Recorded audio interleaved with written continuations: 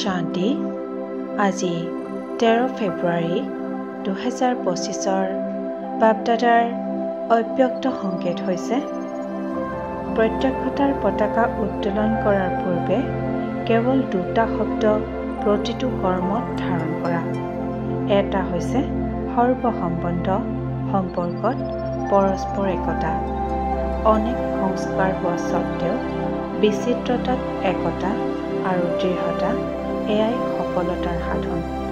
কেতিয়াবা কেতিয়াবা একতা ধৰক পৰক হৈ যায়, এওঁ কৰিলেহে মই কৰিম। নহয়, তোমালোকৰ শ্লোগান হৈছে স্ব-পৰিৱৰ্তনৰ দ্বাৰা বিশ্ব পৰিৱৰ্তন। বিশ্ব পৰিৱৰ্তনৰ দ্বাৰা স্ব-পৰিৱৰ্তন নহয়।